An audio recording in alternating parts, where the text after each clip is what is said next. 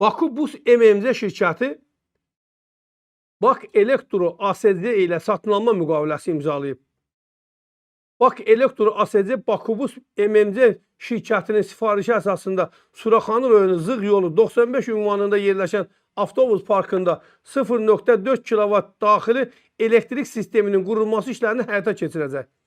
Dövlət satın almalarının vahid internet portalına görə müqavilə tender müsabiqəsi keçirilmədən bir mənbədən satın alma metodu əsasında bağlanılıbdır. Yəni bütün tenderlərdə, bax mən bu Sokarda da bunu deyirəm. Tender ki var, satın alma budur. Tender. Bütün tenderlərdə maxinasiya var. Bir mənalı şəkildə. Azərbaycanda elə bir tender yoxdur ki, orada maxinasiya olmasın. Orada gəlir olmasın.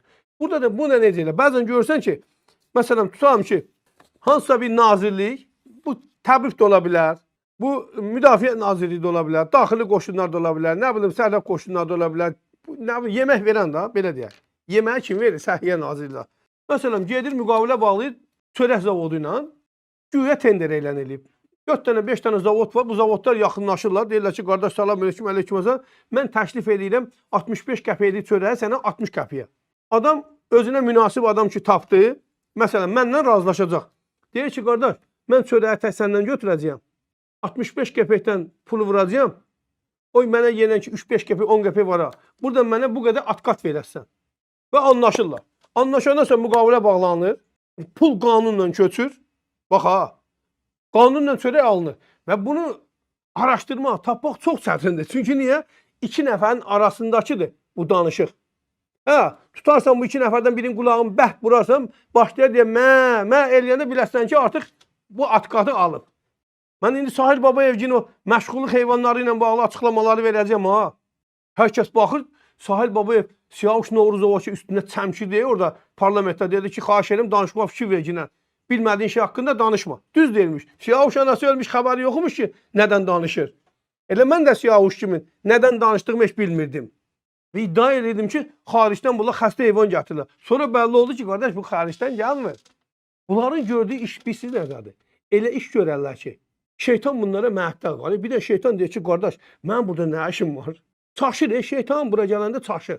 Deyirlər, qardaş, bu Sahil Babayevgilər, yaxud da bu ət mafiyası, bunlar necə iş görürlər ki, mən başım çıxım bu şeylərdən?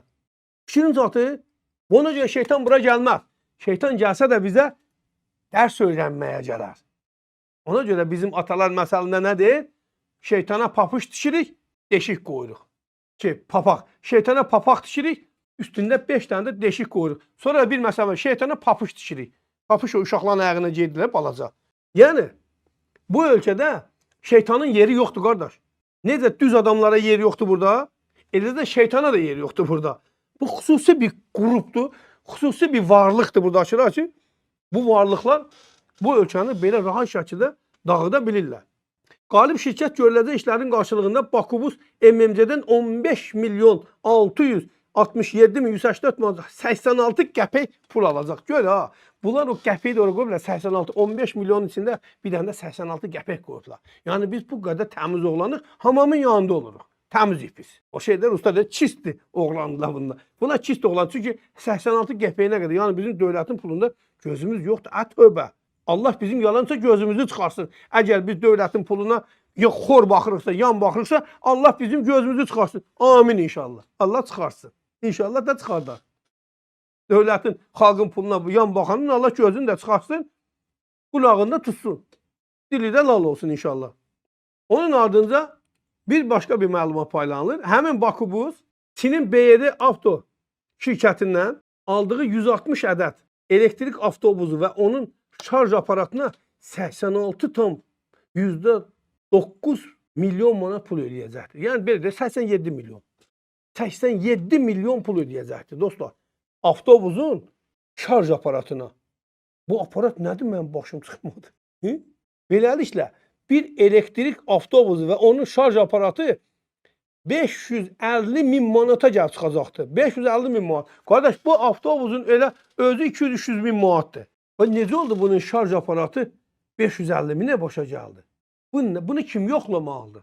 Biz düşmüşük Adnan Əhmədzadə, ay milyardı belə yeri, 2 milyardı belə yeri. Qardaş, pul da buduran da, qoxdu bürüyüb aləmi.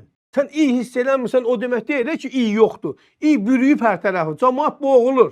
Amma bizim hüquq mühafizə orqanları bəzən görsən ki, yaxud da məsələn hesablama palatası iyi hiss eləmir.